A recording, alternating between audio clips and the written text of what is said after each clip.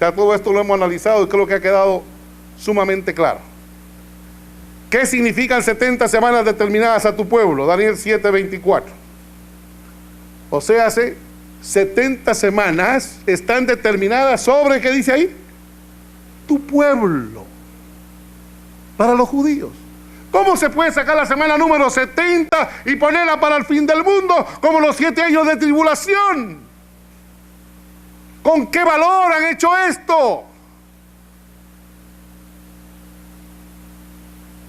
¿Dónde está la interpretación de esa profecía? Un engaño diabólico, satánico. Las 70 semanas, o sea, los 490 años, fueron dadas a la nación judía. El verbo hebreo empleado es katak, que significa cortar o dividir, determinadas, puesto aparte. Sobre tu pueblo. ¿Qué pueblo? El pueblo judío. 70 semanas están determinadas para el pueblo judío. 70 semanas por 7 es igual a ¿cuánto?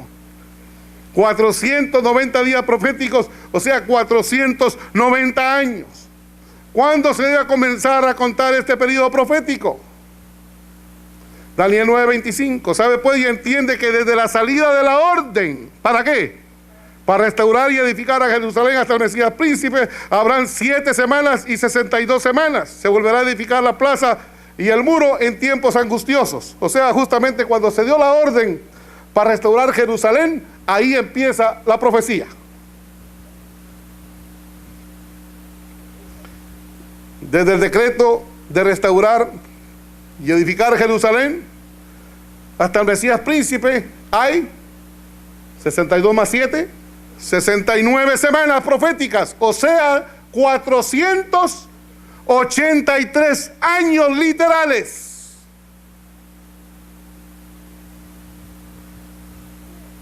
Según Esdras 7:13, este decreto fue dado en el año 457 antes de Cristo. Según la historia, el mes quinto del año séptimo del rey Artajerjes cayó al final del verano, al principio del otoño del año 457 antes de Cristo. Fecha comprobada con la historia y la arqueología. 457 antes de Cristo. ¿Cuándo se dio la orden para restaurar los muros de Jerusalén? Dice la palabra: pasadas estas cosas en el reinado de Artajerjes, rey de Persia, Esdras, hijo de Seraías, hijo de Azarías, hijo de Hilcías, y llegó a Jerusalén en el mes quinto del año séptimo del rey, porque el día primero del primer mes fue el principio de la partida de Babilonia, y al primero del mes quinto llegó a Jerusalén, estando con él la buena mano de Dios. Esdras 7:1 del 8 al 9. Todo está claro, queridos.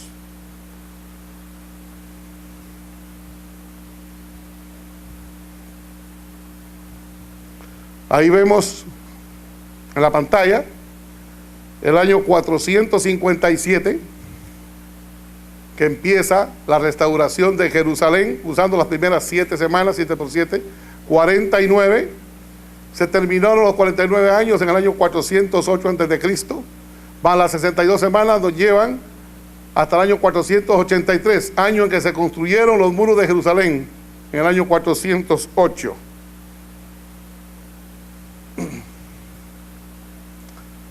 Ahora, ¿cuándo aparecería el Mesías? Seguimos la profecía. Año 457, empieza la profecía de restaurar Jerusalén. Las 49 semanas terminan en el año 408. Luego las 62 semanas más 7 son 69 semanas, que nos da un total de 483 años, que nos lleva justamente ¿a qué año? Al año 27 de la era cristiana. Ahí fue cuando Juan el Bautista dijo: he aquí el Cordero de Dios que quita los pecados del mundo.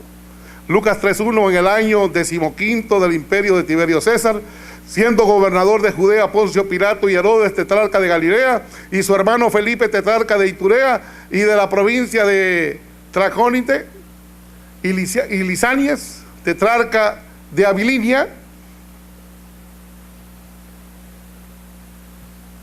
da la pauta clara en el tiempo que se manifestó Jesús. La palabra Mesías significa ¿qué? Ungido. ¿Qué pasó en el momento que Jesús fue bautizado? Lucas 3, 21, 22 dice: aconteció que cuando el pueblo se bautizaba, también Jesús fue bautizado, y orando el cielo se abrió, y descendió el Espíritu Santo sobre él en forma corporal como paloma, y vino una voz del cielo que decía: tú eres mi Hijo amado, en ti tengo complacencia o contentamiento. Hechos 10, 38 dice: como Dios ungió con el Espíritu Santo y con poder a Jesús de Nazaret, y como éste anduvo haciendo bienes y sanando a todos los oprimidos por el diablo, porque Dios estaba con él. No hay duda, queridos, que Jesús es el Mesías. Después que Juan fue encarcelado, Jesús vino a Galilea predicando el evangelio del reino de Dios, diciendo: el tiempo se ha cumplido, las 70 semanas. El tiempo se ha cumplido y el reino de Dios se ha acercado. Arrepentíos y creed en el evangelio. Y lo mismo te digo a ti en esta noche. Las profecías se han cumplido y Cristo viene de nuevo. Prepárate. Si no te has bautizado, hazlo antes que sea demasiado tarde. Daniel 9:26 dice: y después de las 62 semanas se quitará la vida al Mesías, mas no por sí, y el pueblo de un príncipe que ha de venir destruirá la ciudad y el santuario, y su fin será con inundación, y hasta el fin de la guerra durará las devastaciones. Vendrá un rey, un príncipe. Esta generación adúltera demanda señal, dice Jesús, pero señal no le será dada, sino la señal de Jonás el profeta. ¿Qué se le dijo a Jonás? Vete a Nínive y predica, y diles: Nínive, de aquí a 40 días, Nínive ¿qué? Será destruida.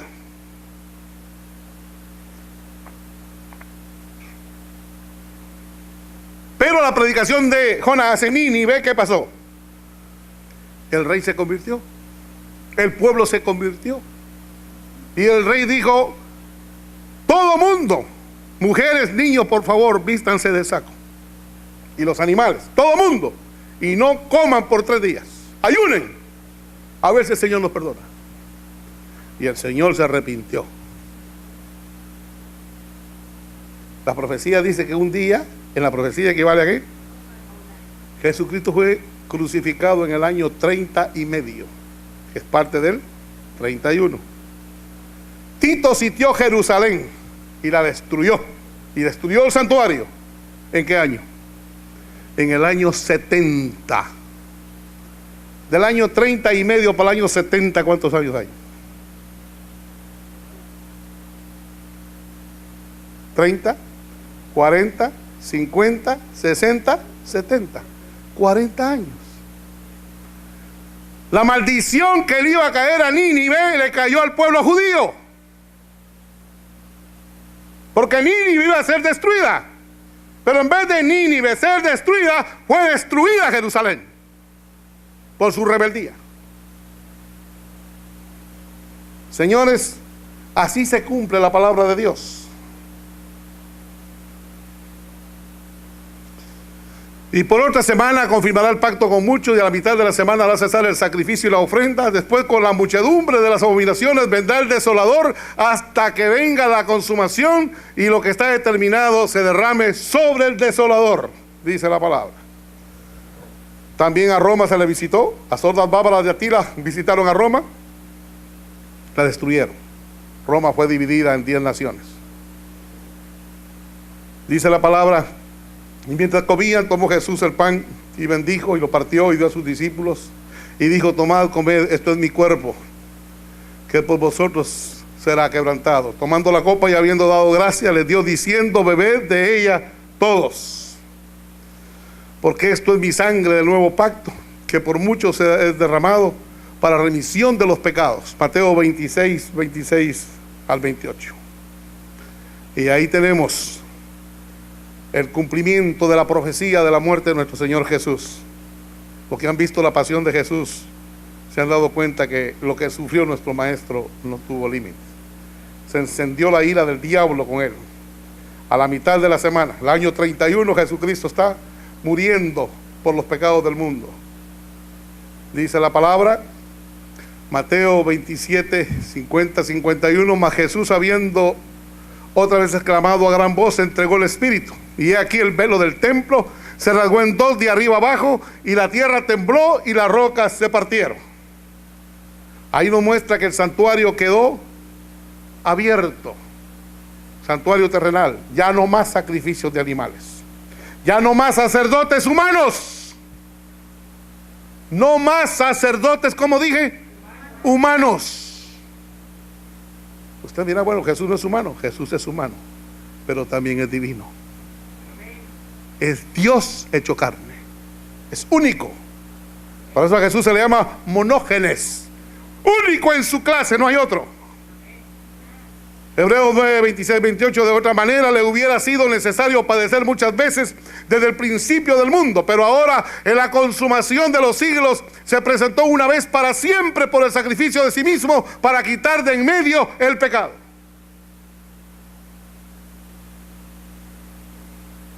Así también Cristo fue ofrecido una sola vez para llevar los pecados de muchos, y aparecerá por segunda vez sin relación con el pecado para salvar a los que le esperan. ¿Le estás esperando? ¿Estás preparado? Hoy es el momento. No te demores, no te detengas. El tiempo se acaba. Y así como se han cumplido todas estas fechas, todas estas profecías, se cumplirá lo que falta. Sí, queridos, ahí tenemos a Jesús en los 3 años y medio de ministerio cumpliendo la profecía. Dijo que Él daba su vida en rescate por la humanidad, y así la dio, exactamente como lo menciona la profecía. Año 27 Jesucristo fue bautizado, año 31 Jesucristo es crucificado, y en el año 34 los judíos, al apedrear al primer mártir cristiano, Esteban, sellaron su suerte. Ya los judíos no son más pueblo de Dios. Se pueden salvar, sí, como individuos, pero no como pueblo. Dios tiene ahora un pueblo, un Israel espiritual en el mundo entero. Y Dios tiene hijos de todas las iglesias, en todos los pueblos, en todos los rediles. Hay ovejas sinceras que antes que Cristo salga del santuario celestial y pronuncie las palabras de Apocalipsis 22:11, el que sea sucio, ensúciese más todavía, y el que sea justo, justifíquese aún todavía. He aquí yo vengo presto, y mi galardón conmigo para recompensar a cada uno según fuere su obra. El Espíritu Santo hará una llamada especial a todos los sinceros de corazón, de todos los pueblos, de todas las iglesias, y habrá un solo pueblo, una sola fe, un solo bautismo y un solo Señor. Queridos, esta es la verdad pura del Evangelio eterno. Esta es la verdad presente. Esta verdad mucha gente no la entiende, muchas iglesias no la comprenden, porque el diablo ha adulterado la palabra de Dios. Estos versículos predicen la muerte de Jesús en el año 31 de nuestra era, de la era cristiana. De acuerdo con la profecía de Daniel, el tiempo destinado al pueblo judío concluyó ¿en qué año? En el año 34. En el año 34 los judíos dejaron de ser pueblo de Dios. Jerusalén, Jerusalén, que matas a los profetas y apedreas a los que te son enviados. ¿Cuántas veces quise juntar tus hijos como la gallina junta sus pollos debajo de sus alas y no quisiste? Jerusalén, Jerusalén, ahora vuestra casa os es dejada ¿qué? Desierta.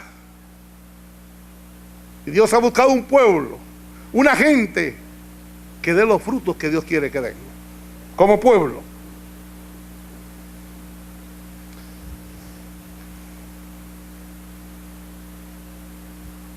Queridos, Yo no sabía lo que venía. Fíjate, para que se encuentre que es el Espíritu Santo que está hablando. Queridos, ¿qué marca el fin de la profecía de las 70 semanas? La muerte de Esteban, primer mártir cristiano, ya lo dije. Los líderes judíos rechazan el evangelio del Señor Jesús. El evangelio es predicado a los gentiles. Dios toma a un fariseo de fariseos, al apóstol Pablo, a Saulo de Tarso, para predicar este evangelio. Y él dijo: hasta 2300 tardes y mañanas, luego el santuario será purificado. Pero hay un santuario que también necesita ser purificado, porque Cristo no entró en un santuario hecho de manos, figura del verdadero, sino en el cielo mismo, para presentarse ahora por nosotros en la presencia de Dios. Allá está nuestro hermano mayor, representando a la tierra en el santuario celestial, y no para ofrecerse muchas veces como entra el sumo sacerdote en el lugar santísimo cada año con sangre ajena. Él se entregó a sí mismo con su propia sangre. De otra manera le hubiera sido necesario padecer muchas veces desde el principio del mundo, pero ahora en la consumación de los siglos se presentó una vez. ¿Para qué? Para siempre, por el sacrificio de sí mismo, para quitar de en medio el pecado. Hebreos 9, 24 al 26. Porque no tenemos un sumo sacerdote que no pueda compadecerse de nuestras debilidades, sino uno que fue tentado en todo según nuestra semejanza, pero sin pecado. Cristo nos comprende. Cristo sabe perfectamente bien cuál es tu debilidad, cuál es tu problema. Ahora bien, el punto principal de lo que venimos diciendo es que tenemos tal sumo sacerdote, el cual se sentó a la diestra del trono de la majestad en los cielos. Ministro del santuario y de aquel verdadero tabernáculo que levantó el Señor y no el hombre. Hebreos 8, 1 al 2. La Biblia dice en Daniel 7:10: y un río de fuego salía delante de él. Millares de millares le servían y millones de millones asistían delante de él. El juez se sentó y las computadoras fueron encendidas. Si aquí tenemos computadoras, la capacidad pensante, o sea, la mente más grande, el coeficiente intelectual más grande de un individuo es el 5%. Hace uso del 5% de su capacidad. Si hemos logrado hacer un mundo cibernético y computadoras, ¿qué no tiene el Señor? Milésimas de segundo, Él sabe quién es tu madre, tu padre, tu abuelo, todo. ¿Cuál ha sido tu vida? Si eres digno de entrar al reino o no, si confías en Él o no. Queridos, la profecía se ha cumplido con exactitud matemática y meridiana. 22 de octubre del año 1844 terminó esa profecía y empieza el juicio en el cielo. Dio comienzo lo que la Biblia le llama el juicio de Dios o el juicio investigador. ¿Qué dice Apocalipsis 16? Y juró por el que vive por los siglos de los siglos, que crió el cielo y las cosas que están en él, la tierra y las cosas que están en ella, y el mar y las cosas que están en él, que el tiempo no sería más. ¿Qué tiempo? El tiempo profético. No más profecía de tiempo. Ahí tenemos el mensaje de los 3 ángeles que encuentra en Apocalipsis 14:6. Y vio volar por el medio del cielo a otro ángel que tenía el evangelio eterno para predicarlo a los moradores de la tierra, a toda nación, pueblo, tribu y lengua. Temed a Dios y darle gloria, porque la hora de su juicio ha llegado. Queridos, Jesucristo está en juicio en estos momentos. Ahí está un diagrama donde quisiera presentar un poquito las dos fechas que están en Daniel 12. Bienaventurado el que esperar llegar a 1335 días, Daniel 12:12. Bienaventurado el que esperar llegar a 1290 días, Daniel 12:11. Aquí esta profecía empieza en el año 508. 1335 días nos lleva al 22 de octubre del año 1843. Pero en esta profecía hay un año que no aparece porque no existe el año 0. Hay que aumentarle un año más y nos lleva al 1844. Bienaventurados que esperar y llegare a 1290 días. Esta primera profecía empieza en el año 508 y termina en el año 1798. ¿Por qué bienaventurados que esperar y llegare a 1798? Porque cesaría la supremacía papal. Y vi uno de sus cabezas como herida de muerte, dice la palabra. Y ese día de muerte la dio Napoleón Bonaparte, llevando cautivo al Papa Pío VI en el año 1798. Bienaventurados que llegare a este periodo, porque se acabó la persecución. Y los de 1844, porque tienen que ver con la resurrección especial, que se unirán a los 144,000 y verán ver a Jesús en vida. Van a resucitar. Eso lo vamos a ver mañana en la predicación de mañana temprano. Eso es lo que dice el Señor. El cautivo será rescatado del valiente y el botín será arrebatado al tirano, y tu pleito yo lo defenderé y yo salvaré a tus hijos. La cuenta regresiva hacia la eternidad ya comenzó. Queridos, ¿querrás tú poner tu vida en las manos de Jesús? ¿Querrás rendirte esta noche en las manos de Cristo y decirle: Señor, aquí estoy? Quiero hacer mío ese sacrificio hecho en la cruz del Calvario.